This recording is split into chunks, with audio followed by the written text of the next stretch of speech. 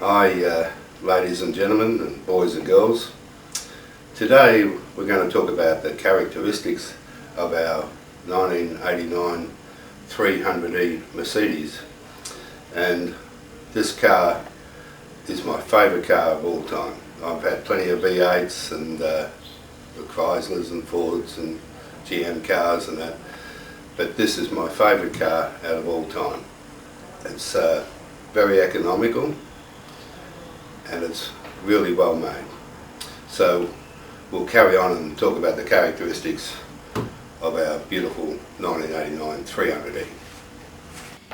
This car has what they call the KE-tronic fuel injection type system, which is a carry-on from the K-tronic from the like the 450 Mercedes. So it's the same sort of fuel system.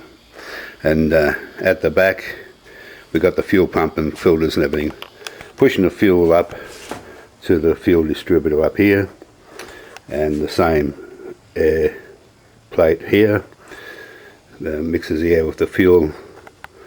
The air is sucked in through the intake manifold. But the difference is, this car, the engine is electronically controlled, and I'll show you the ECU for it, which is behind this piece of plastic. I'll just remove it. This unit here is the ECU for the engine, and alongside it is the over voltage protection relay. Okay, this relay just here, the first one, is the fuel pump relay. The one at the back over here is the air conditioner relay, and this is the ECU for the air conditioner. This car only has 2 ECUs. This car is 29 years old, and the electronic control system for the engine still holds in most cars today. Over here, right at the rear, we have a sensor and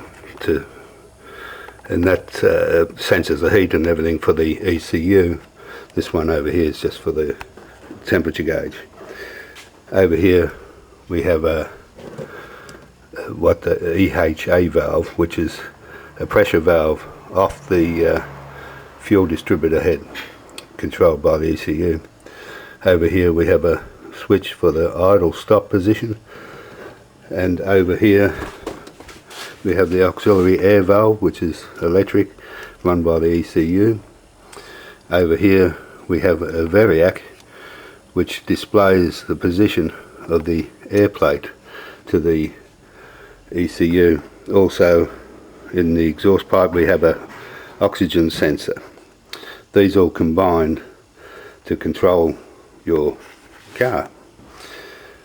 Over here is a cold start valve, and it will run via that temperature switch over there, which gives them some information to the ECU over there, a certain amount of time, warm up time, to put the fuel into the engine. There is also a crankshaft sensor located down yonder, and a camshaft sensor. You cannot time this engine, the ECU times the engine. Unlike the good old days where you put a timing light on, you can't do it on these cars. In other words, you can't do anything on these cars. Once the sensors are all running, and if they're all not damaged and correct, the car's fine. Most of the problems on these cars is a sensor, as simple as that, or a vacuum leak. The same as the 450 and that, you still got vacuum lines and things running around, and like the 450, it has electronic ignition. No points.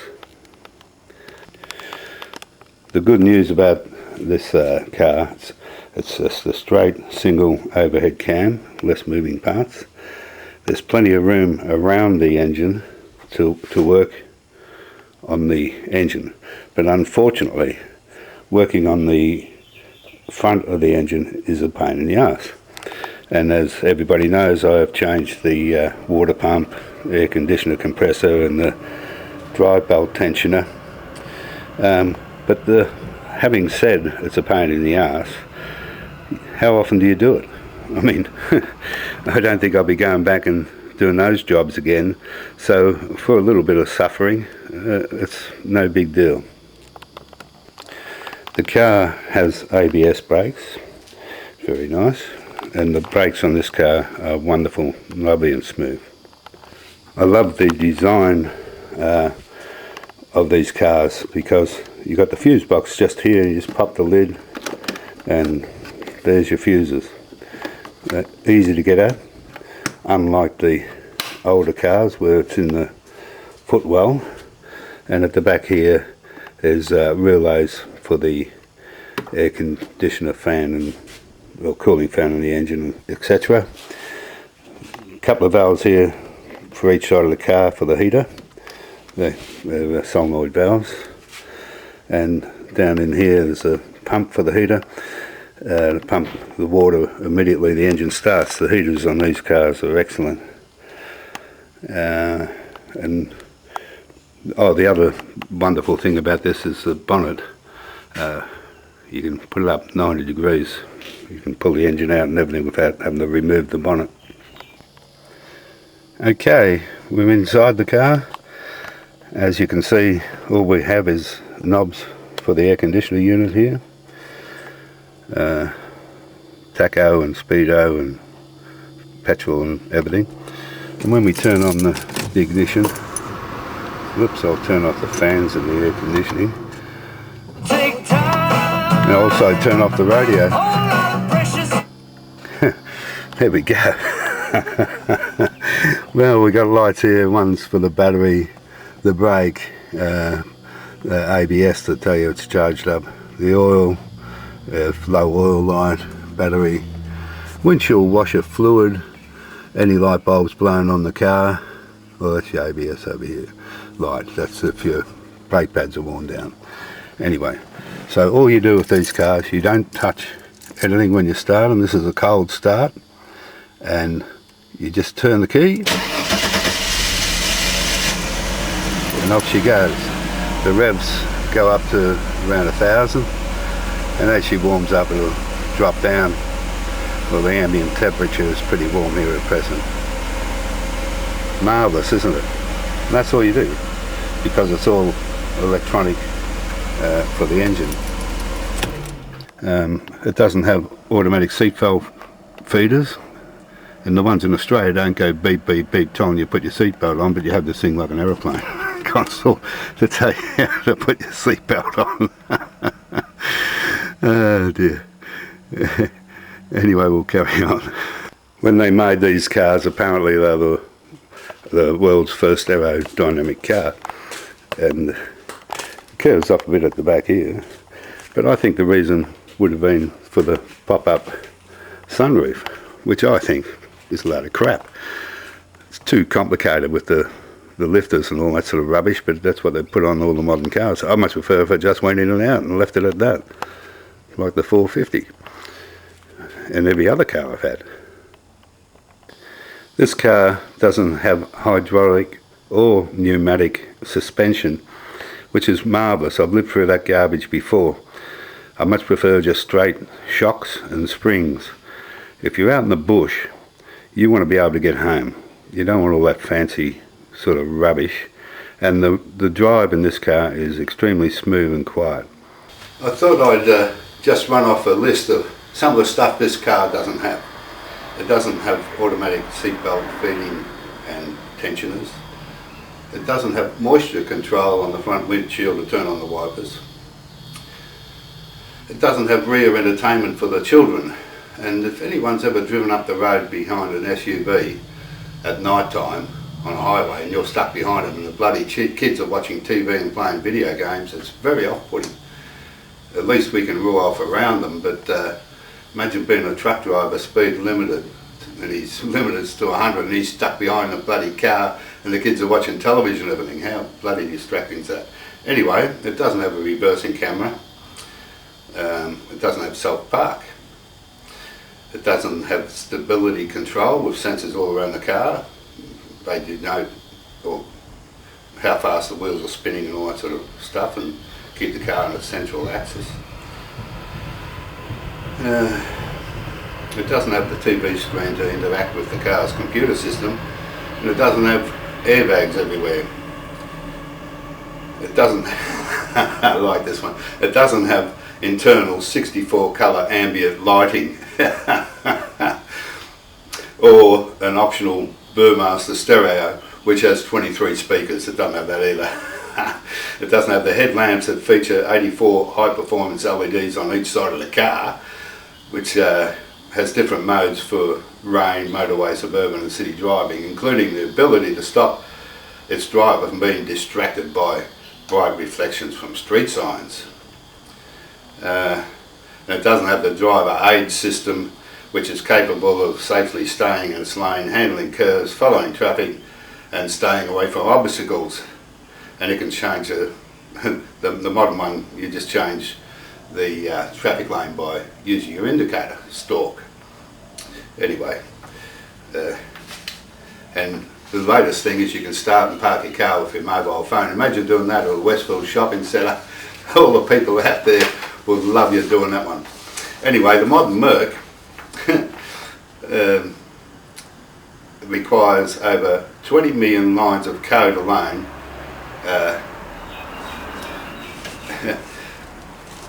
for its navigation and radio systems and that. Well, our car, we've got a GPS. It's put in the glove box and we plug it in when we need it. Anyway, it says here the modern Merc contains as many ECUs as the Airbus A380, excluding the planes in flight entertainment system.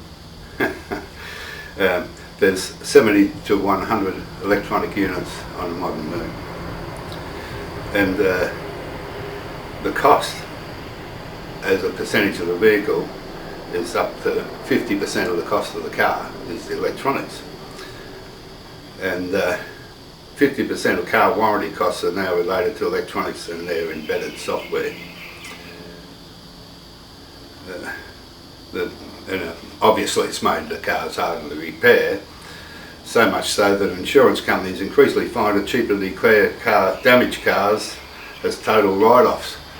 Up the road around here there's a wreckers, and I see modern Mercs and BMWs there, and all they've got is a ding in the mudguard, and you go, why on earth would they be scrapping them?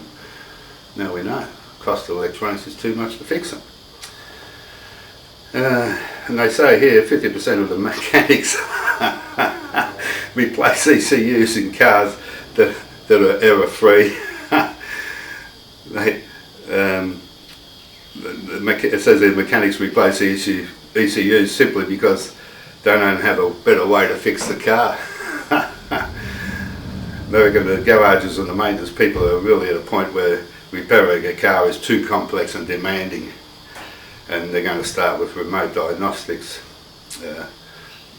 so your car can give a report out via satellite or something to a diagnostics place like Mercedes headquarters or something. Now there you are, we're at the cutting edge. Anyway, we'll take the car for a run. So here we go.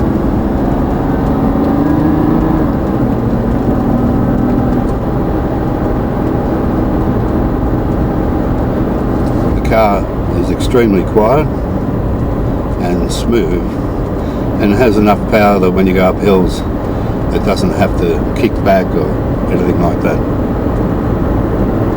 Matter of fact, I better drop back a bit because we're speeding.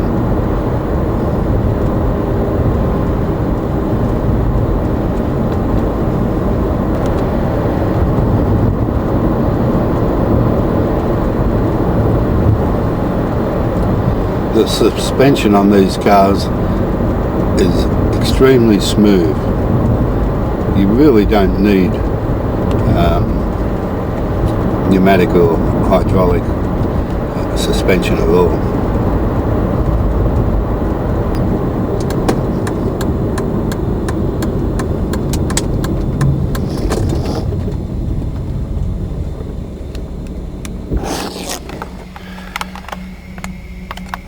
This car is so smooth and quiet that sometimes I have to look at the tachometer to make sure the engine is still running.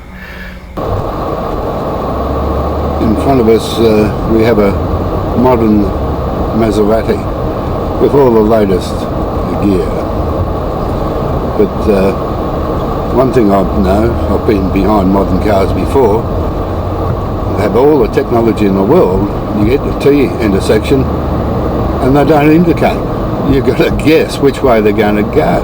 How ridiculous is that?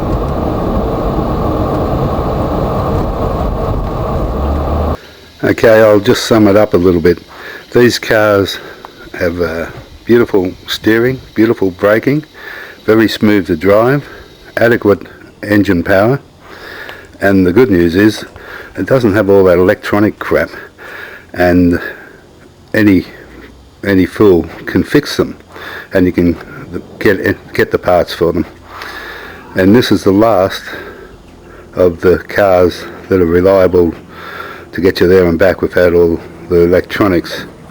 I love this car, and if anything ever happened to it, I would have to go out of my way to find another one.